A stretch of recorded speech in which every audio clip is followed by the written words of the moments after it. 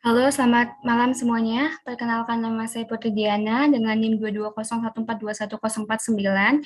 Saya membuat video ini untuk memenuhi tugas mata kuliah literasi digital dan kemanusiaan, tugas terstruktur 3. Baik, di sini teman-teman, saya akan menjelaskan beberapa materi yang ada dalam mata kuliah literasi digital dan kemanusiaan secara ringkas.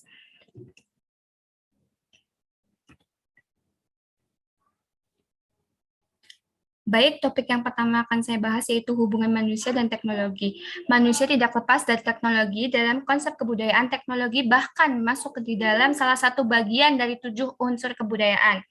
Bahasa, sistem, organisasi sosial, sistem peralatan hidup dan teknologi, sistem mata pencaharian, sistem religi dan kesenian. Menurut Paul W. DeVore, teknologi adalah ilmu terapan yang dikembangkan lebih lanjut dan memiliki perangkat keras dan perangkat lunak yang merupakan manifestasi kekuasaan terhadap alam, manusia, dan kebudayaannya. Teknologi pada hakikatnya meliputi paling sedikit 7 unsur, yaitu alat-alat produktif, senjata, wadah, makanan dan minuman, pakaian dan perhiasan, tempat berlindung dan perumahan, serta alat-alat transportasi. Pada mulanya, manusia tidak berbeda jauh dengan hewan, dengan hanya menggunakan tubuhnya sebagai salah satu strategi untuk bertahan hidup. Mulanya mereka menggunakan alat yang sudah tersedia di alam, seperti batu, tulang, dan kayu. Seiring berjalannya waktu, mereka mampu mengolah logam dan merakit alat sederhana. Lambat laun, alat yang dirakit semakin rumit, sehingga mengakibatkan perubahan yang radikal dalam kehidupan manusia. Mesin-mesin bermunculan yang membawa kita memasuki era baru dalam 500 tahun terakhir, memasuki abad ke-21, kita memasuki revolusi industri 4.0 dan masyarakat 5.0. Perkembangan teknologi yang begitu pesat berdampak pada ketertinggalan masyarakat apabila mereka tidak mampu beradaptasi. Ini berdampak pada munculnya era disrupsi. Disrupsi sendiri adalah sebuah inovasi yang akan menggantikan seluruh sistem lama dengan cara-cara baru. Disrupsi berpotensi menggantikan pemain-pemain lama dengan yang menghasilkan sesuatu yang benar-benar baru dan lebih efisien, juga lebih bermanfaat. Oleh karena itu, pengembangan keterampilan masyarakat perlu mengalami penyesuaian dengan perubahan zaman. Jangan sampai kita menjadi masyarakat yang tergerus teknologi. Jadilah masyarakat yang menguasai teknologi untuk menguatkan nilai-nilai kemanusiaan. Baik, kita akan lanjut ke topik yang kedua, yaitu dampak positif dan negatif dari teknologi itu sendiri. Dampak positif yaitu kemampuan menggunakan teks, alat, dan teknologi untuk mengakses informasi dan hiburan. Yang kedua, kecakapan dalam berpikir, kritis, menganalisis, dan mengevaluasi data.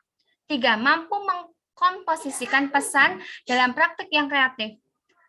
4, mampu untuk berefleksi dan berpikir etis, serta berpartisipasi aktif dalam aksi sosial baik secara individual maupun usaha kolaborasi dengan berbagai pihak.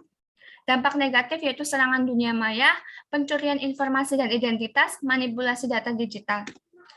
Yang ketiga yaitu konsep dan pemanfaatan Internet of Things dan Big Data. Apa sih Internet of Things itu? IoT telah dikembangkan dengan konvergensi teknologi nirkabel microelectromechanical system (MEMS) dan Internet of Things. Pada Internet of Things dapat diidentifikasikan sebagai subjek, misalkan orang dengan monitor implan jantung, hewan peternakan dengan responden biochip, sebuah mobil yang dilengkapi built-in sensor untuk memperingatkan pengemudi ketika tekanan ban rendah. Sejauh ini, IoT paling erat hubungannya dengan komunikasi mesin to mesin M2M di bidang manufaktur dan listrik, perminyakan, dan gas. Produk dibangun dengan kemampuan komunikasi M2M yang smart kabel, smart meter, smart grid, dan salah satu pemanfaatan Internet of Things adalah sistem e-tilang, Jakarta One Card, tempat sampah pintar, dan smart home, dan lain-lainnya. Kita berlanjut ke Big Data. Apa sih Big Data itu? Big data adalah istilah yang menggambarkan volume data yang besar, baik data yang terstruktur maupun data yang tidak terstruktur. Big data telah digunakan dalam banyak bisnis, tidak hanya besar big data yang menjadi poin utama, tetapi yang harus dilakukan organisasi dengan data tersebut. Big data dapat dianalisis untuk wawasan yang mengarahkan pada pengambilan keputusan strategi yang lebih baik. Pemanfaatan big data yaitu mengurangi biaya, mengurangi waktu pengembangan produk baru, dan optimalisasi penawaran produk dan pengambilan keputusan yang cerdas. Oke, selanjutnya kita akan beralih ke topik 4, yaitu konsep dan pemanfaatan artificial intelligence. Artificial intelligence atau disebut AI yang artinya kecerdasan buatan. AI merupakan sistem mesin yang belajar dari pengalaman, menyesuaikan diri dengan inputan baru yang melakukan tugas seperti manusia. Menurut John McCarthy, 1956, AI untuk mengetahui proses-proses berpikir seperti manusia dan mendesain mesin agar dapat menirukan manusia. Contoh pemanfaatannya itu teknologi artificial intelligence di bidang medis untuk meningkatkan efek pengobatan. Teknologi artificial intelligence dalam jurnalisme, perbaikan mobil menggunakan AR atau augmented reality. 4, mendukung proses perekrutan karyawan. 5, meningkatkan kepuasan dan layanan pelanggan sistem virtual dan chatbot. Yang terakhir, yang kelima, kita akan membahas tentang konsep dan pemanfaatan e-commerce. E-commerce adalah penggunaan internet dan web untuk transaksi bisnis. E-business adalah digitalisasi transaksi dan proses yang terjadi dalam perusahaan melibatkan sistem informasi yang dikendalikan oleh perusahaan. Dalam berbagai model bisnis untuk e-commerce, model bisnis ini salah satu bagian penting dari industri karena menunjukkan bagaimana perusahaan dapat menghasilkan keuntungan dengan cara yang tidak dapat dilakukan oleh bisnis tradisional pada umumnya. Ada 8 model bisnis e-commerce utama.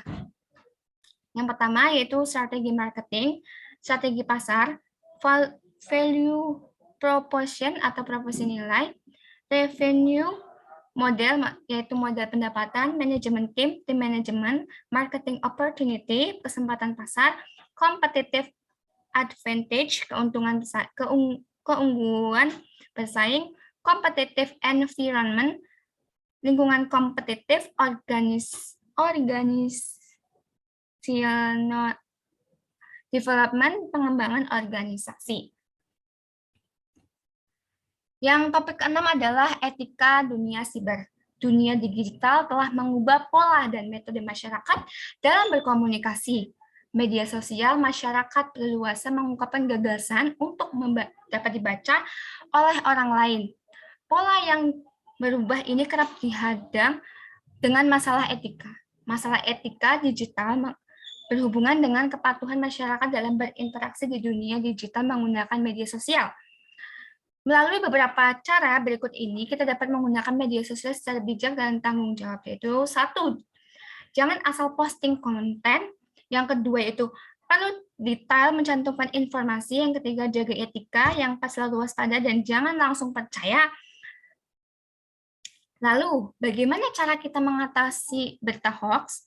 Yang pertama itu ada jangan mudah terprovokasi dengan judul berita. Yang kedua, bersikap kritis terhadap apapun yang didapat. Yang ketiga yaitu utamakan logika.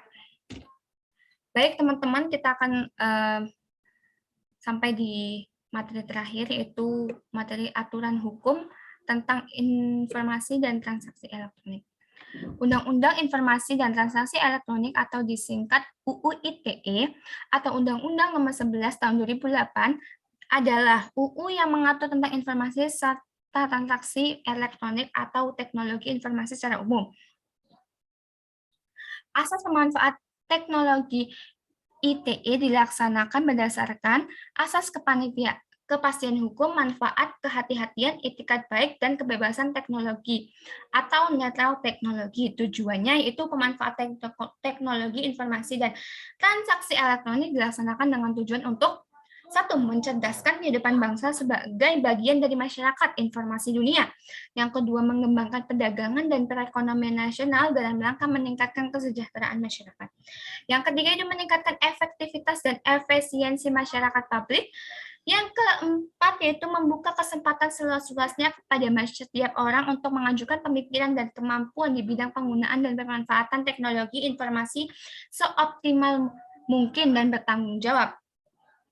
Dan yang terakhir yaitu memberikan rasa aman, keadilan, dan kepastian hukum bagi pengguna dan penyelenggaraan informasi teknologi. Baik, teman-teman, mungkin sekian saja presentasi dan penjelasan dari saya. Kurang lebihnya mohon maaf. Wabillahi taufik wal hidayah. Wassalamualaikum warahmatullahi wabarakatuh. Selamat malam dan sampai jumpa.